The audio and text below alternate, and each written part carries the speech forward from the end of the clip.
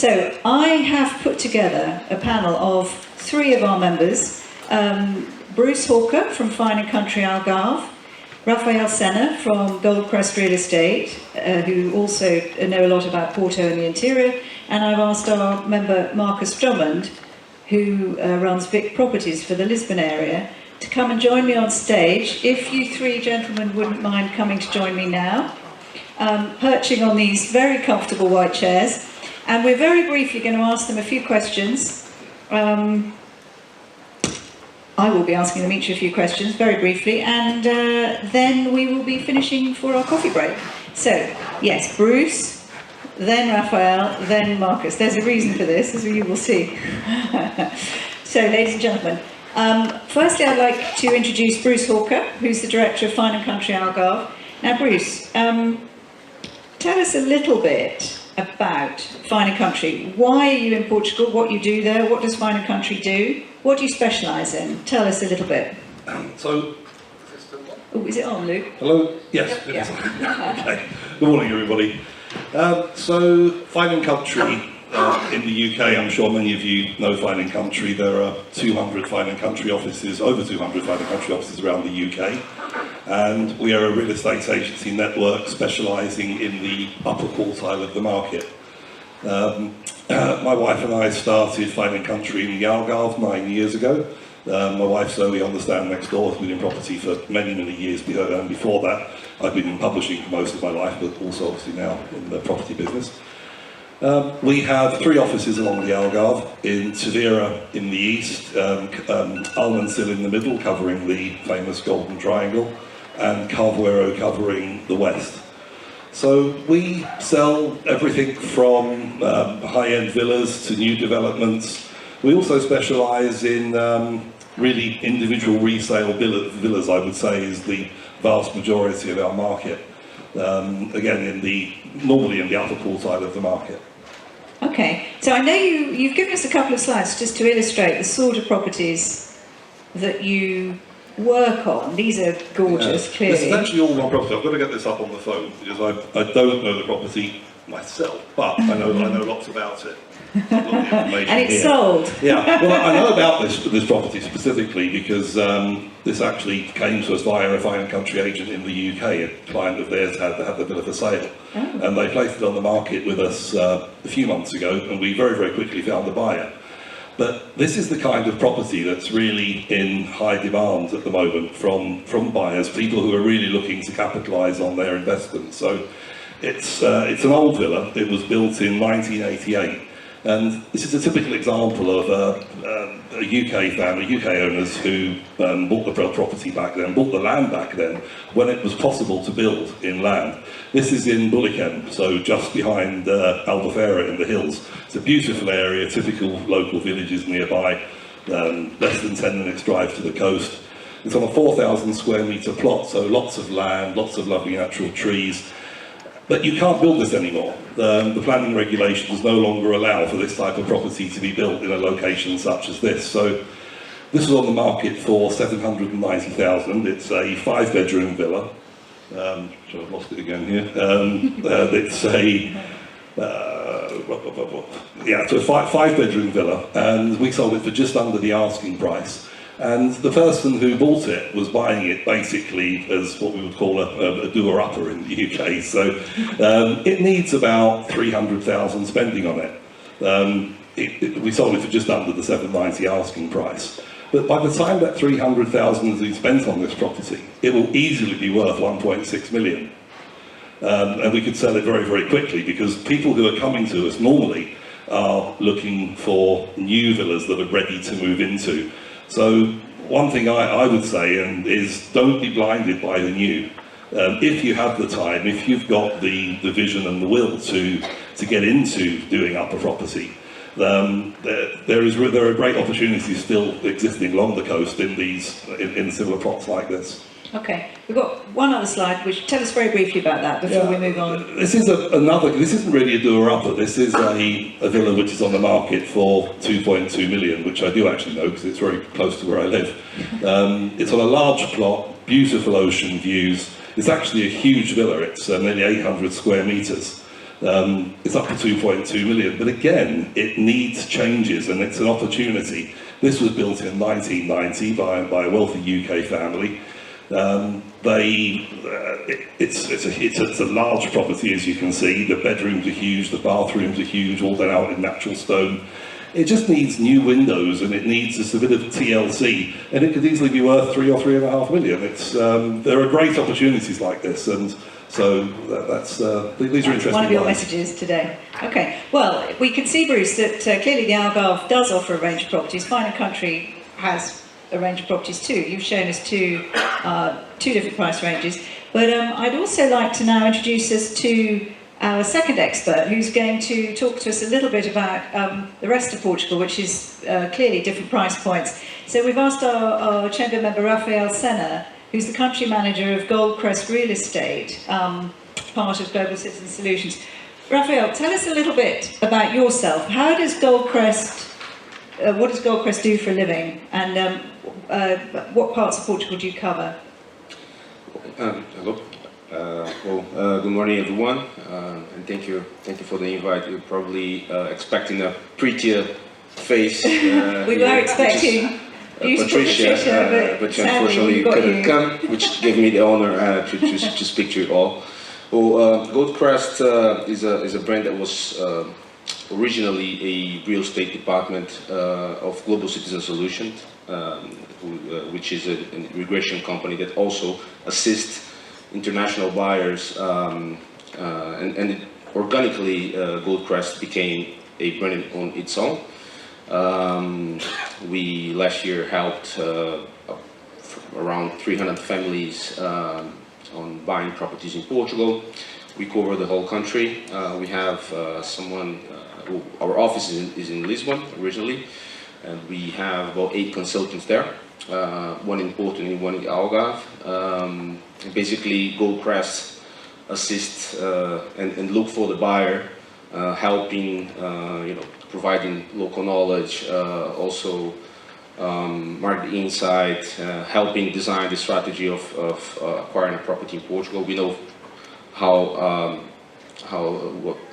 this can be very valuable for internationals. Okay, great. Now, clearly, your company knows all about all of Portugal, but we've asked you specifically to give us some feedback about the interior of Portugal. Now, just talk us very briefly. We've got 3 slides. If you could be brief, Rafael, so we can come on to our friend Marcus afterwards. But just tell us a little bit. People will have heard of the Alantajo. It's the interior region of it's between Lisbon and the Algarve. Tell us very briefly about this. Yeah, well, very briefly, it's a place, I don't know how many of you have ever been in the Alantajo area, but probably you've tasted a few of the Alantajo wines, who's not a fan.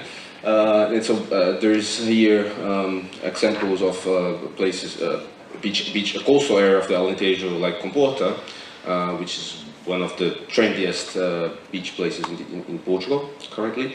Very exclusive, not a lot of supply there, so prices have surged quite a bit in the past years.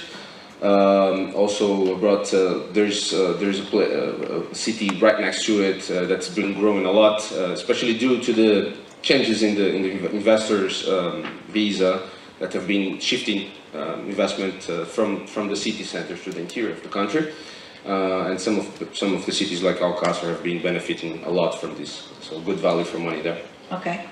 The second area you've been talking to us about is the north, the Douro Valley, Coimbra, Aveiro, Porto. Prices per square metre clearly very different from the rest of Portugal. Right. Tell us a little bit about this. Oh, again on the wine. Yeah, the wine. Talk about the interior of Portugal is very interesting. Portugal is a very small country with good connection, and also so it's very easy to drive from big cities like Lisbon or big Lisbon and Porto to the interior. Very well connected, and cities like Coimbra, Aveiro is not on north, it's on center, as well as Coimbra, but definitely a very good value for investment. and a place or an area that will definitely grow a lot in the next years. Okay. Final slide here. Marcus would presumably also is an expert in this area too, but tell us, Rafael, very briefly, South Bay, that's the southern, across the Tagus River from the main city of Lisbon. Tell us a little bit what's going on there. Right, well, this is a very interesting area, just across the bridge going south, and it's an area that has been growing a lot. The new international airport is going to be built there in Montijo. So cities, they are more satellite cities. I myself live in the South Bay as well and work in Lisbon, so about 30-40 minutes commute every day. And much more attractive prices on property. So definitely, if you're looking to invest or relocate to Portugal, an area to look after. Okay, Rafael, thank you very much for those brief outlines. Right, I'd like to introduce our third panel member, who's Marcus Drummond, the Sales Director of Vic Properties. Marcus, welcome to London. It's the first time we've seen you here after, well, we would have 2 years ago, but a little pandemic got in the way. Marcus, tell us a little bit about you and Vic Properties. What's Vic Properties up to in the Lisbon area? Well, all over Portugal, but Lisbon is your current focus, isn't it? For now, yes. Thank you everyone for being here. I'm Marcus Drummond. I head sales for Vic Properties, which is a local developer, part of an international group. And the reason Vic Properties is a little different is that it has local operations from sourcing of plots to after sales. It specializes in relatively large developments for what is usual in Portugal, because we are financed, we have the financial arm here in London, so we're able to do projects with slightly larger scale, which makes us unique in Portugal. Usually the developers in Portugal are smaller players, maybe renewing a building or building a building or a few dozen units at a time, sometimes not even that. So because we do that, we tend to focus on projects which have a more holistic approach. Not just a building, not just a few apartments, but on building a neighborhoods and communities that are thought through, focused on unique lifestyle investment propositions, and which will also, in our view, bring these, have concerns about how you're going to live from now on. And now not how people used to live 50 and 100 years ago. And of course, although Vic Properties has many projects underway, your current project that you're particularly specialising in is exactly that, a holistic approach to an area in Lisbon, Riverside Village. Tell us, yes. The questions I'm going to ask you will bring this out, but you might want to tell the audience very briefly what's happening in Riverside Village, how your holistic approach is working. It is in the most beautiful location with the most stunning views. So river view. This is something that I wanted to give a little context in the context of the panel. Okay, so Riverside Village, unlike what we've heard before, is in Lisbon. Yes. Okay, so we're talking about the capital. It's an European capital. Compared to London, is not quite as hectic. It's consistently high ranked in terms of quality of life, work-life balance, value for money, access to quality health, etc. But it's a little different from the Algarve or Porto or Douro. We still have the same wines in the shops, and they're still a great price. You know, we don't need to be near the vineyard. But we're talking something which is naturally the most vibrant and the best performing and most liquid property market in Portugal. Okay? Riverside Village is, as far as we know, the fastest selling development in Portugal, consequently in Lisbon as well. And why? Because it has this unique proposition, and I will run through a little bit of these points and expand slightly on each. We are exhibiting next door, so I'm happy to go through the details with any of you. Okay, so it's right on the riverfront. Okay, on what was at the time 100 years ago, 50 years ago, the industrial part of town. As Lisbon expanded, it is now well inside the city. In fact, it's just south of the Park of Nations, the CBD2, and the second highest average income parish in Portugal, where all the tech multinationals are. So your Microsoft, your Motorola's, your Huawei's, etc. This to the north, and to the south to the creative hub in Beato, which is where the more of a boutique startup scene is moving to. Designers, coders, digital dreamers of all sorts. The Web Summit has moved there as well. And between these two areas, there are about 20,000 relatively high income people moving to work over the next few years. It's a flat area of town, right by the river. Everything is quite close, 8 minutes to the airport, 8 minutes to Alfama or Baixa, which would be like the Casbah of Lisbon, the historical downtown. So very close in London terms. It takes you 8 minutes and it still feels like you're in the same part of the city. It was awarded the Development of the Year upon launch. It's quite iconic in that way. Prime riverfront location. You can't get, unless we do islands like they've done in Dubai, unless we do the Palm Lisbon, there's not going to be anything like it in the future. It's a unique location. The architecture is by Renzo Piano, who of course here in London is mostly known for the Shard, also Pritzker Award winner and with an opus all over the world. Exquisite construction and finishes, so the standard of the construction and the finishes is really, really high. The project can be visited, and we have over double the conversion on client visits compared to the rest of the market, just because of the perception of the quality is so obvious.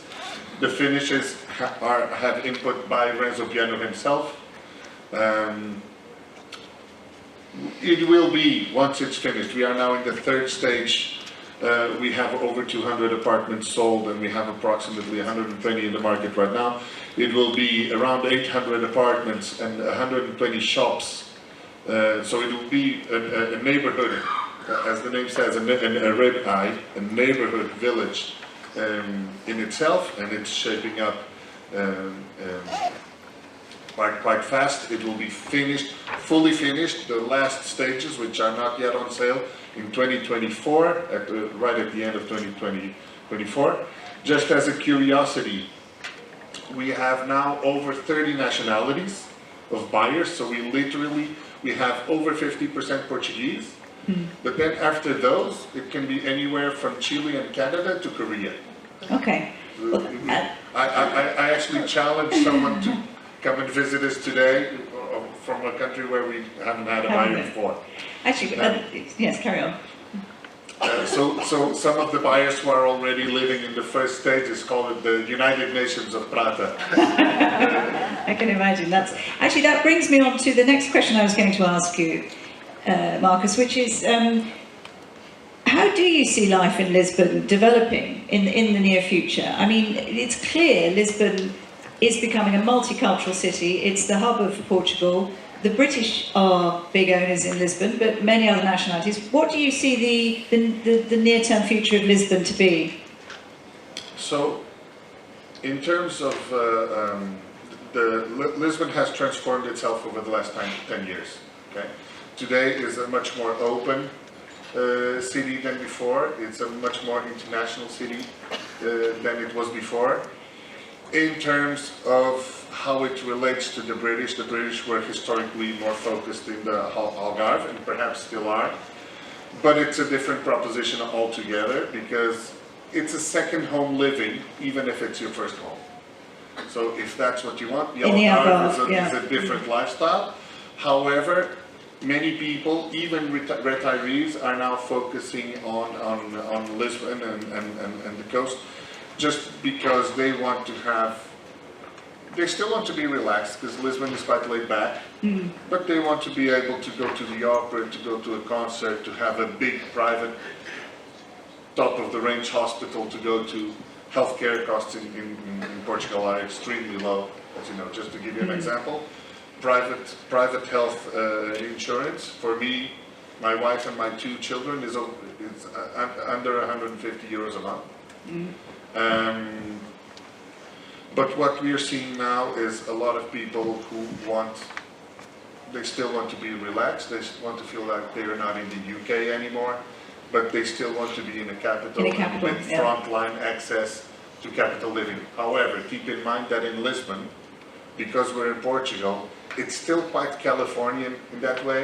So you can be in a city, but you can get the wine at the shop, and you can drive to the beach in what, half an hour, not even. And the beaches are just as nice as the Algarve. Maybe the water is a little colder, but it will be quite less crowded. So you still have access to the laid-back kind of California of Europe living. And in terms of investment per se, and if you look at property as an asset, not just how you're going to live in it, but as an asset, it is naturally the most liquid market, and any changes haven't altered that situation. Okay, so it's clear we have 3 people here with me who can answer most of the questions any of you may have about any region of Portugal. So just before we finish for the coffee break, I'm going to ask each of our panel members the same question, because it's very interesting to compare what they think about their different regions. So gentlemen, I'm going to start with Bruce. Bruce, what do you think will happen to property prices in your area in the next 12 months? Admittedly, the Algarve changes along the area, but are you positive? Do you feel that post-COVID things are changing a lot? Sitting here before the pandemic, and then at the small show that we did with you in November, you asked me the same question. And certainly when I was asked the question in November, I said that I thought prices would stabilise. I didn't see prices continuing to go up as they have. I was wrong. Prices have gone up again since last year. The first quarter of this year there's far more demand than there is supply. But our long-term view is that prices will stabilise. We don't see them dropping because demand is so strong, but we certainly cannot see any reason why we're going to see another 10% growth this year as we saw last year, which is we think is unsustainable at the moment. So that's our view. Marcus, clearly you have a very macro view of the whole of Portugal, but your specific focus at the moment is on Lisbon. What's your view about property prices? My view in terms of prices, I usually say that Prata is our first project in the market. We will be launching more soon. And I usually say we're in the market, but we're not the market. Okay? So our data confirms what we always known from a year and a half ago when we started, 2 years ago when we started, which is we outperformed Lisbon by a few percentage points. Okay? Lisbon traditionally, over the last 20 years, so consider that long term, no need to go back to Vasco da Gama, the same property usually increases in value between 5 and 6% per year. We are, as we developed our project, and not just us, other investments in the area, because there's 4 billion of investment in that whole riverfront between Beato and Expo. It's not just us. We're the main ones, but it's not just us. We are beating that, and the reason we believe we are beating that is because we catch the same wave as the rest of the market, but we also benefit from the fact that the whole area is being transformed and maturing. And as it nears the full crystallization, it will allow people who got in at the start to really beat the market in terms of appreciation, and for us as developers to also catch that increase in value that we've been doing from stage to stage and from year to year. Okay. Rafael, I'm going to ask you a slightly different question because you come at it from a view of the whole country. But I'm interested personally, Rafael, if it was your money, where would you buy right now in Portugal, or what would you buy? Where do you see the potential for property increase? I'm in the middle of something. I know, I put you in a very difficult position. I know you can handle it. This is it. Well,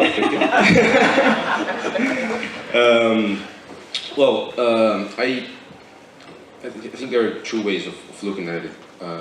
If it's more a lifestyle choice, and I'm a beach person, I would definitely, so looking at the areas that I talked about, I would definitely look between Porto and the Algarve, right? On the Atlantic coast. So we're talking, yes, on the Atlantic coast. So we're talking about just after Porto, a place that I love called Melide.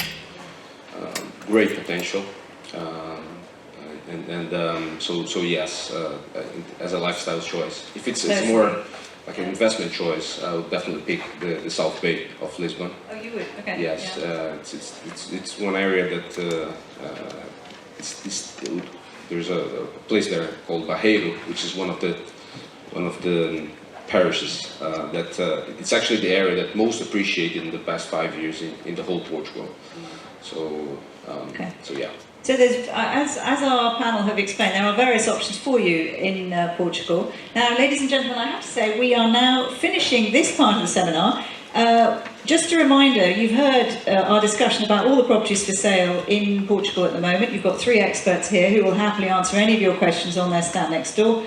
Our next Moving to Portugal event will be here in London on the 14th of July, when we will have lots of real estate agents here with a range of properties. So that's just a thought for you. But I'd just like to say thank you to our panel, and we're now going to have a coffee break for 20 minutes. Please come back in 20 minutes when we will be talking to you in some detail about financial and lifestyle considerations, tax and visas and other investment options. I think you'll be very interested in what we have to say. See you back here in 20 minutes. Thank you to my panel.